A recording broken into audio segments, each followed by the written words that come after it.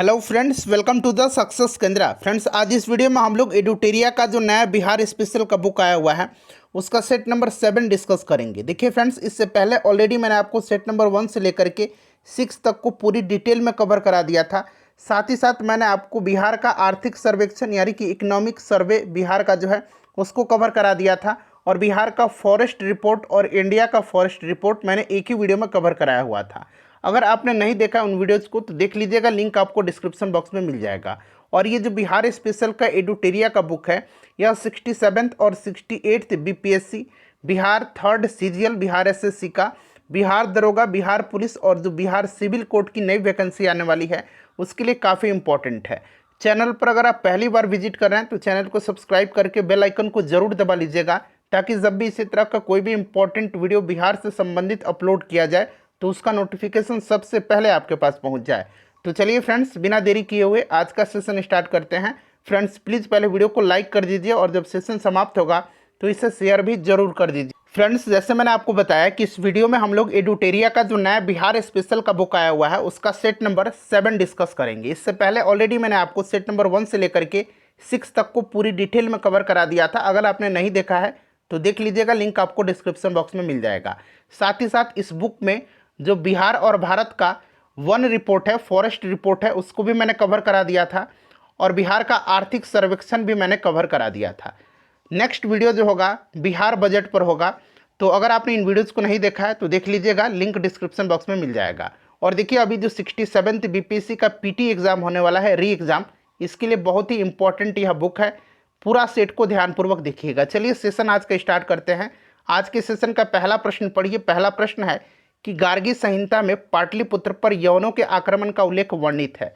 इस चीज़ को आपको पहले तो ध्यान रखना है कि किसमें पाटलिपुत्र पर यवनों के आक्रमण का उल्लेख वर्णित है, तो गार्गी संहिता में। और यह आक्रमण किसके शासनकाल में हुआ था, यह आपसे पूछा जा रहा है। देखिए, आंसर पता है आपको तो आंसर कमेंट में देकर के बताते चलिए। साथ ही साथ जो भी मैं एक्सप्लेन करूँगा उसको ध्यानपूर्वक जरूर सुनिएगा, ताकि एक प्रश्न के साथ साथ आपके 2 से 3 प्रश्न जो हैं कवर होते चले। तो यहाँ पर ध्यान दीजिएगा फ्रेंड्स। देखिए, गार्गी संहिता के अनुसार पुष्यमित्र शुंग के शासनकाल में यवनों ने पाटलिपुत्र पर आक्रमण किया था। Option number b right answer हो जाएगा।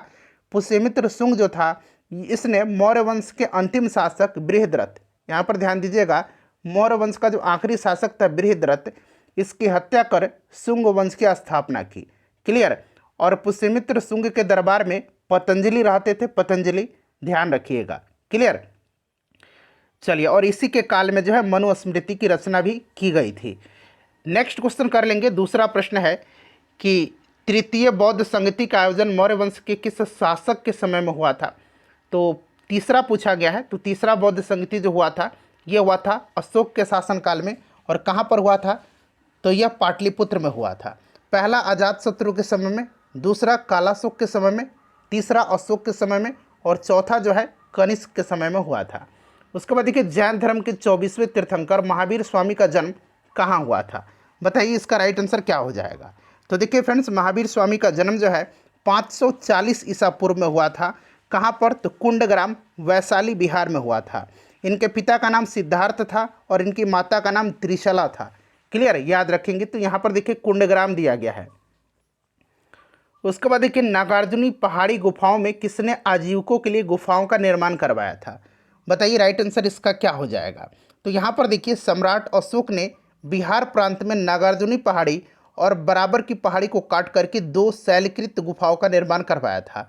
और बाद में इसका जो पौत्र था अशोक का, दशरथ, इसने यहाँ पर जो है आजीविकों के लिए जो है गुफाओं का निर्माण इसने भी करवाया था। तो ऑप्शन ई हो जाएगा। अशोक भी दिया गया है और दशरथ भी दिया गया है। उपरोक्त में से एक से अधिक इसका आंसर हो जाएगा। बिहार सहित पूर्वी भारत में आर्यों का आगमन कब हुआ था। बताइए इसका राइट आंसर क्या हो जाएगा। तो ये उत्तर वैदिक काल में हुआ था।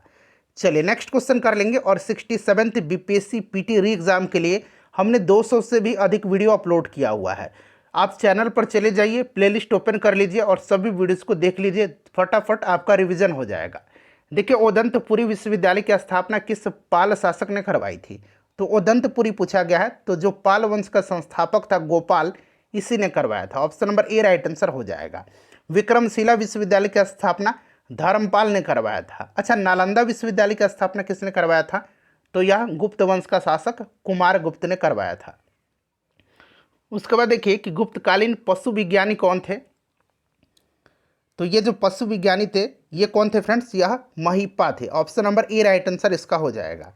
उसके बाद देखिए बंगाल अभियान से लौटते समय गयासुद्दीन तुगलक ने किस क्षेत्र पर आक्रमण किया था। तो बंगाल से लौटते समय मार्ग में गयासुद्दीन तुगलक ने, ध्यान रखिएगा, बंगाल से लौटते समय मार्ग में गयासुद्दीन तुगलक ने तिरहुत मिथिला के राजा हरि सिंह देव पर आक्रमण किया था।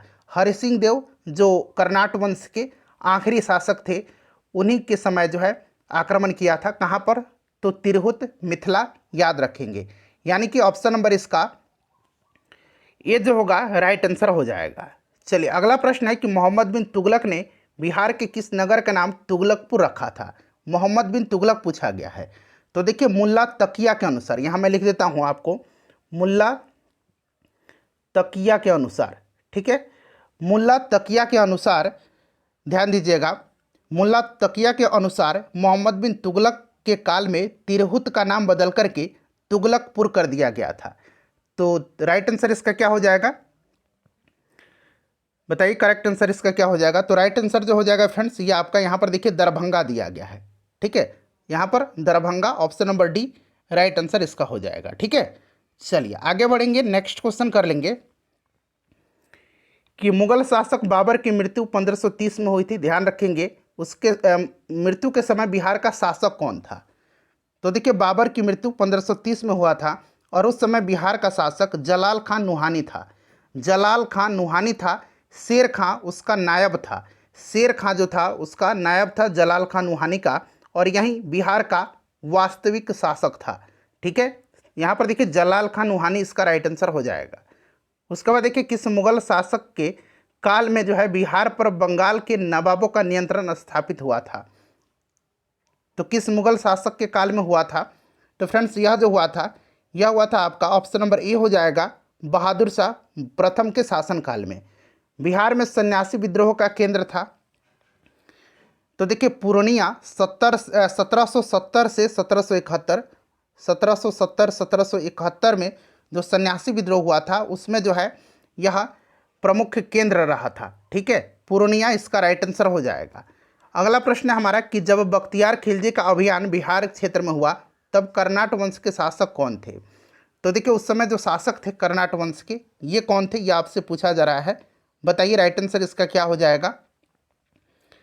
तो देखिए फ्रेंड्स इसका जो करेक्ट आंसर हो जाएगा नरसिंह देव थे, ठीक है, नरसिंह देव थे, और इनको पराजित करके बख्तियार खिलजी झारखंड की तरफ बढ़ा था।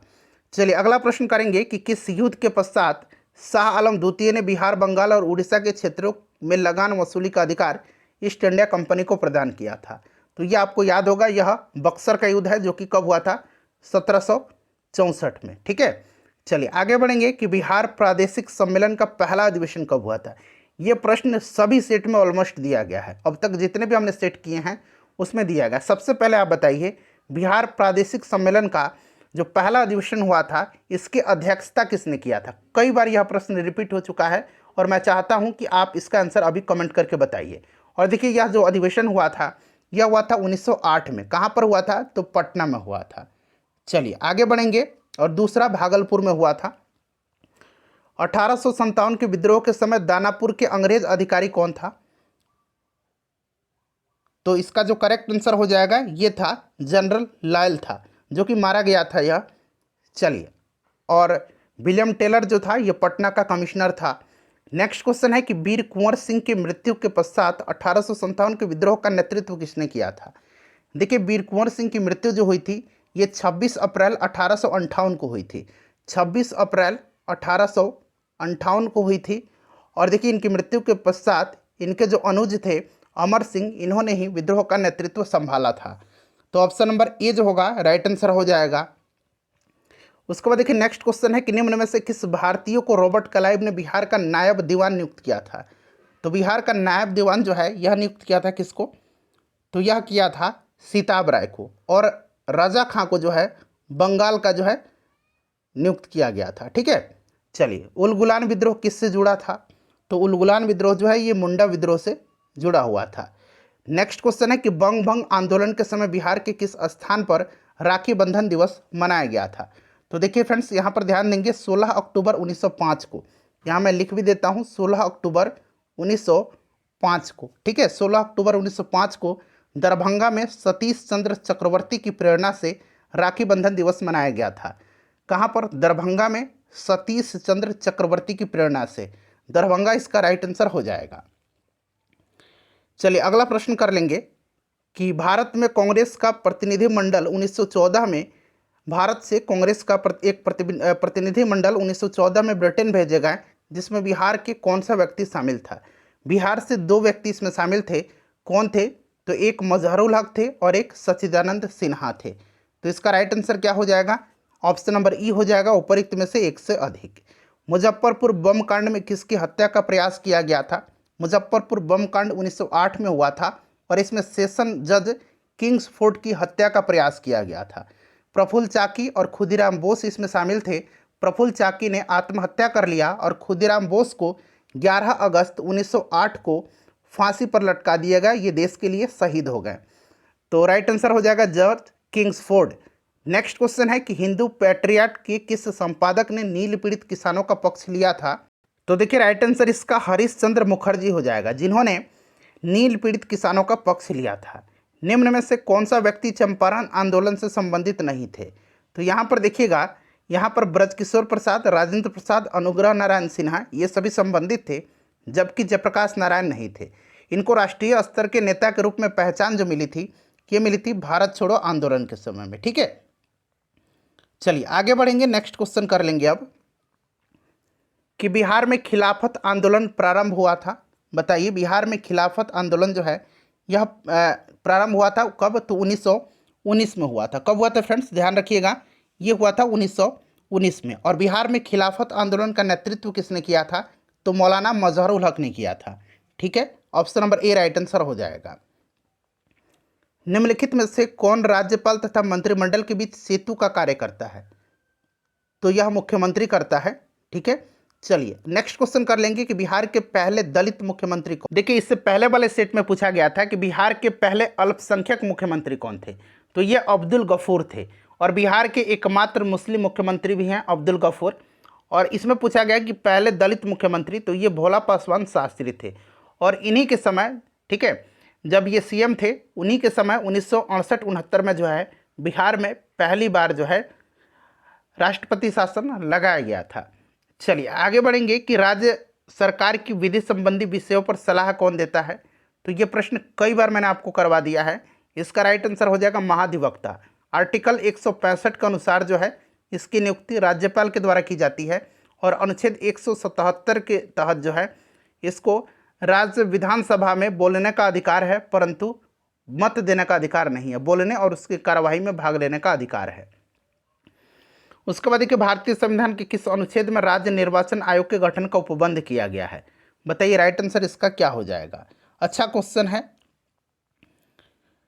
तो देखिए फ्रेंड्स, अगर हम बात करें तो आर्टिकल 243 के 1, ठीक है, यहाँ मैं लिख देता हूँ 243 के 1, ठीक है, याद रखिएगा।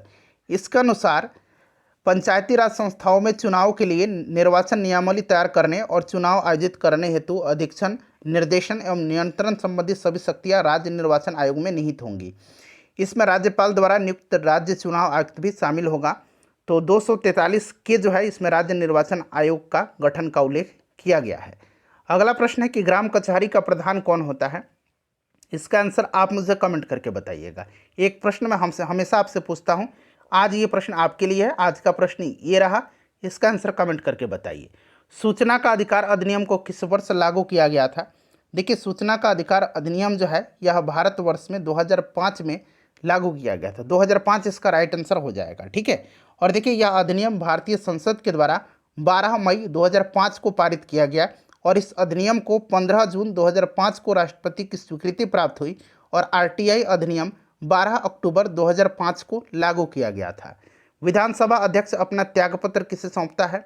तो यह विधानसभा के उपाध्यक्ष को सौंपता है, और उपाध्यक्ष अपना त्यागपत्र विधानसभा के अध्यक्ष को सौंपता है। बिहार के पहले मुस्लिम राज्यपाल कौन थे? तो पहले मुस्लिम राज्यपाल पूछा गया तो ये डॉक्टर जाकिर हुसैन साहब थे। और देखिए, इनका जो कार्यकाल रहा था ये 1957 से 1962 तक, 6 जुलाई 1957 से 11 मई 1962 तक जो थे ये बिहार के राज्यपाल रहे थे और बाद में ये भारत के राष्ट्रपति भी बने। चलिए, रामनाथ कोविंद जी भी इन्हीं की तरह बिहार के राज्यपाल भी रहे हैं और ये भारत के राष्ट्रपति भी रहे हैं। तो 2 व्यक्ति हैं, ठीक है, याद रखना इनका नाम। वर्तमान में भारत में उच्च न्यायालय की कुल संख्या कितनी है? तो कुल संख्या जो है ये आपका कितना है बताइए, राइट आंसर इसका क्या होगा? तो देखिए, इसका जो करेक्ट आंसर हो जाएगा वो आपका 25 है। चलिए, अगला प्रश्न है कि राज्य सूचना आयुक्त का कार्यकाल कितने वर्षों का होता है? तो पहले 5 वर्ष होता था, लेकिन अब घटा करके 3 वर्ष कर दिया गया है, ठीक है। चलिए, नेक्स्ट क्वेश्चन है कि राज्यपाल पद हेतु योग्यता, तो न्यूनतम 35 वर्ष चाहिए, भारत का नागरिक, किसी लाभ के पद पर ना हो, मानसिक रूप से दिवालिया ना हो, ठीक है। ऑप्शन ई हो जाएगा उपरोक्त में से एक से अधिक। उसके बाद देखिए, विधानसभा को भंग करने का अधिकार किससे प्राप्त है? तो यह अधिकार जो है यह राज्यपाल को है। उसके बाद देखिए, तिरहुत प्रमंडल का मुख्यालय कहाँ पर स्थित है? अच्छा, टोटल 9 प्रमंडल हैं, ध्यान रखना आपको। तिरहुत प्रमंडल में कितने जिले आते हैं? तो तिरहुत में देखिए कौन कौन सा जिला आएगा, तो याद रखना आपको, तिरहुत में जो आएगा ये आपका आ जाएगा, इसमें से कौन कौन सा जिला बताइए? तो मुजफ्फरपुर, सीतामढ़ी, शिवहर, पूर्वी चंपारण, पश्चिमी चंपारण और वैशाली, ठीक है। तो टोटल जो है इसमें 6 जिले हैं, मुजफ्फरपुर, सीतामढ़ी, शिवहर, पश्चिमी चंपारण, पूर्वी चंपारण और वैशाली। और इसका जो हेडक्वार्टर है वो मुजफ्फरपुर में है, तिरहुत प्रमंडल का। बिहार का राजकीय पुष्प कौन सा है? तो राजकीय पुष्प जो है बताइए, ये कौन सा है राजकीय पुष्प? तो देखिए, राजकीय पुष्प जो है ये गेंदा है। क्या है? बिहार का राजकीय पुष्प जो है यह गेंदा है। राजकीय पक्षी पूछेगा तो गौरैया, याद रखना है आपको, ठीक है। चलिए, बिहार का दूसरा चिड़ियाघर कहाँ स्थापित किया जा रहा है? तो दूसरा चिड़ियाघर जो है यह स्थापित किया जा रहा है अररिया में, ठीक है। चलिए, और पहला जो है ये पटना में है, आपको याद भी होगा। सरकार की महत्वाकांक्षी योजना 7 निश्चय 2 की कार्य अवधि है। ये प्रश्न मैंने ऑलरेडी आपको करा भी दिया है। तो ये 2020 से 2025 तक। उत्तरी कोयल नदी किसकी सहायक नदी है? तो फ्रेंड्स, यह सोन नदी की सहायक नदी है, उत्तरी कोयल नदी। उसके बाद देखिएगा, नेक्स्ट क्वेश्चन है कि बिहार के किस जिला क्षेत्र में लाल मिट्टी की बहुलता होती है? तो देखिए, लाल मिट्टी जो होती है ना, पहले यहाँ पर ध्यान से सुन लीजिएगा। देखिए, लाल मिट्टी जो है यह गंगा नदी के दक्षिण में पाई जाती है, ठीक है। और यहाँ पर देखिएगा, गया और रोहतास में जो है लाल मिट्टी पाई जाती है। तो ऑप्शन ई हो जाएगा उपरोक्त में से एक से अधिक। ग्रीष्म ऋतु में बिहार के किस क्षेत्रों में सर्वाधिक वर्षा होती है? तो सर्वाधिक वर्षा जो होती है ये किस क्षेत्र में होती है? तो फ्रेंड्स, यह जो होती है यह होती है पूर्वी भाग में, और सबसे ज़्यादा वर्षा किशनगंज में होती है। चलिए, नेक्स्ट क्वेश्चन कर लेंगे कि बिहार के कितने जिलों से होकर के गंगा नदी प्रवाहित होती है? तो बिहार की टोटल 12 जिले जो हैं गंगा नदी के तट पर स्थित हैं। ये कौन कौन से जिला है? तो सारण है, बक्सर, भोजपुर, पटना, वैशाली, समस्तीपुर, बेगूसराय, लखीसराय, मुंगेर, खगड़िया, भागलपुर और कटिहार है। तो ऑप्शन नंबर इसका सी हो जाएगा राइट आंसर, ठीक है फ्रेंड्स। चलिए, आगे बढ़ेंगे, नेक्स्ट क्वेश्चन कर लेंगे कि निम्नलिखित में से कौन सा जलकुंड मुंगेर में स्थित नहीं है? तो यहाँ पर देखिएगा, सीता कुंड, भरारी कुंड, रामेश्वर कुंड, ये मुंगेर में है। मखदूम कुंड जो है ये राजगीर में है। कहाँ पर है यह राजगीर में है। चलिए, नेक्स्ट क्वेश्चन कर लेंगे कि पूर्वी त्रिवेणी नहर से सर्वाधिक लाभान्वित जिला कौन सा है? तो देखिए फ्रेंड्स, अगर हम बात करें तो त्रिवेणी नहर जो है यह गंडक नदी पर है, और सर्वाधिक लाभान्वित जिला जो है यह आपका पश्चिम चंपारण है। उसके बाद देखिएगा कि पड़ोसी राज्य झारखंड के साथ बिहार के कितने जिले जो हैं सीमा साझा करते हैं? बताइए इसका करेक्ट आंसर क्या हो? तो देखिए फ्रेंड्स, झारखंड से जो हैं ये 8 जिले बिहार के सीमा साझा करते हैं। ये कौन कौन से जिले हैं? तो कटिहार, भागलपुर, बांका, जमुई, नवादा, गया, औरंगाबाद और रोहतास, ठीक है। चलिए, आगे बढ़ेंगे कि बिहार की जनसंख्या भारत की जनसंख्या का कितना प्रतिशत है? जनसंख्या पूछा गया है तो ये 8.6% हो जाएगा। वहीं बिहार का जो अगर क्षेत्रफल है या भारत की कुल क्षेत्रफल का अगर पूछेगा कितना है तो 2.86% यहाँ पर ऑप्शन नंबर ए में दिया गया है, ठीक है। ऑप्शन नंबर सी हो जाएगा, जनसंख्या और क्षेत्रफल पूछेगा तो 2.86%। उसके बाद देखिए, नेक्स्ट क्वेश्चन है कि 2011 की जनगणना के अनुसार सर्वाधिक पुरुष साक्षरता वाला जिला कौन सा है? अपना स्कोर जरा मुझे कमेंट करके बताइए कि इन 50 प्रश्नों में से कितने प्रश्नों का आंसर आपने सही दिया है। वीडियो को लाइक कर दीजिएगा और इसे शेयर कर दीजिएगा। तो देखिए, 2011 की जनगणना के अनुसार सबसे ज़्यादा साक्षरता वाला जिला यह रोहतास है। ठीक है, सबसे ज़्यादा पुरुष साक्षरता वाला जिला भी रोहतास है, सबसे ज़्यादा महिला साक्षरता वाला जिला भी रोहतास है। अब यहाँ पर ध्यान दीजिएगा, सबसे कम साक्षरता वाला जिला पूर्णिया है, सबसे कम पुरुष साक्षरता वाला जिला भी पूर्णिया है और सबसे कम महिला साक्षरता वाला जिला सहरसा है। तो ये सब आप ध्यान